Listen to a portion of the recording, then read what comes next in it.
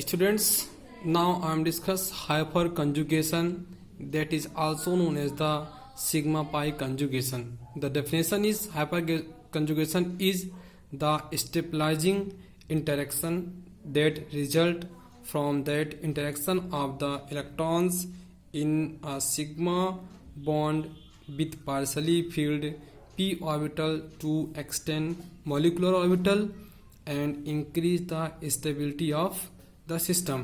Students, जैसे कि यहाँ पे दिया हुआ है स्टेबलाइजिंग इंटरेक्शन, ये क्या होता है? किसी मॉलिक्यूल्स को स्टेबल करने के लिए इंटरेक्शन है जिसको हम हाइपर कंजुगेशन कहते हैं.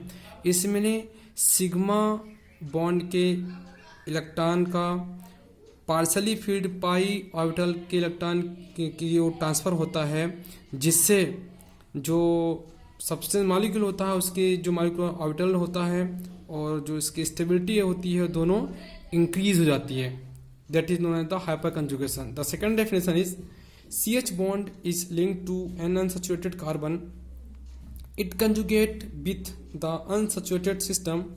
In other words, conjugation of sigma electrons of single bond and pi bond of double bond is called hyperconjugation.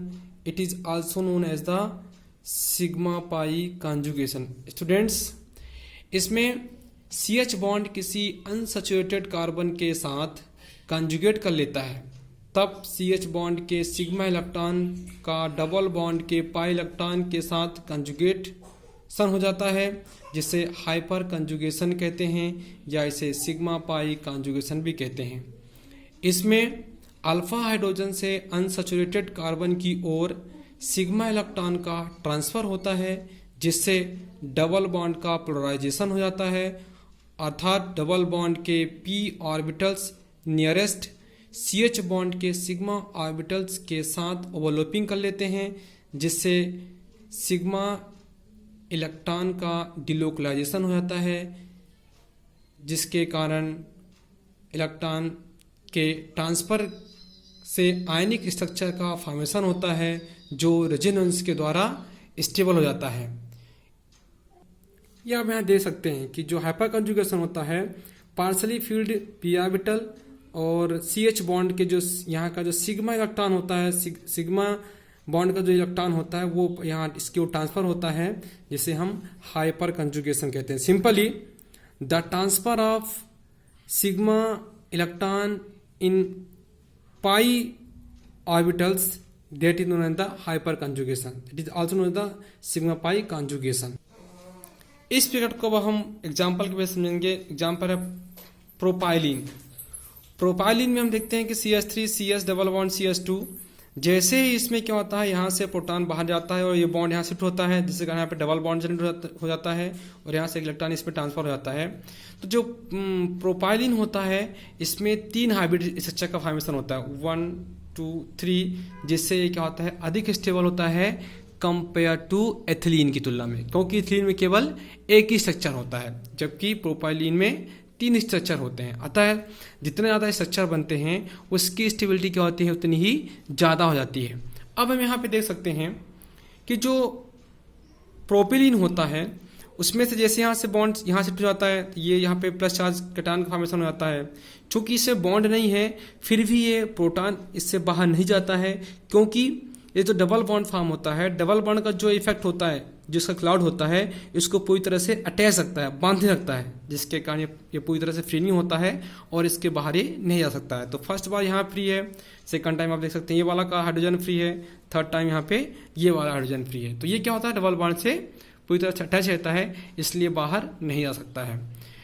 यदि हम हाइपर कंजुगेशन देखें तो ये क्या होता है CH बॉन्ड के सिग्मा इलेक्ट्रॉन का पाई बॉन्ड की ओर ट्रांसफर ही क्या कहता है हाइपर कंजुगेशन कहलाता है. इसके अलावा किसी CH बॉन्ड से संलग्न अल्फा हाइड्रोजन की संख्या बढ़ने के साथ साथ ही जो हाइपर कंजुगेशन की होता है उसकी स्टेबिलिटी बढ़ती जाती है. यदि हम देखें यहाँ पे मेथिल में देखें यहाँ पे 3 अल्फा हाइड्रोजन है. यदि एथिल में देखें तो यहाँ पे 2 अल्फा हाइड्रोजन है. यदि आइसोप्रोपिल में देखें तो वहाँ पे केवल एक ही अल्फा हाइड्रोजन है. तो जैसे जैसे हम देखें कि जो मेथिल होता है more stable compare to ethyl and isopropyl, जैसे जैसे यहाँ अल्फा हाइड्रोजन की संख्या बढ़ती जाती है, वैसे वैसे यहाँ पे जो हाइपर कंजुगेशन का वो पावर है वो भी क्या होता है, स्ट्रांग हो जाता है। अब हम देखते हैं इंपॉर्टेंस ऑफ हाइपर कंजुगेशन। तो first of all bond length, इसके लिए हमने प्रोपीन मॉलिक्यूल का एग्जांपल लिया है।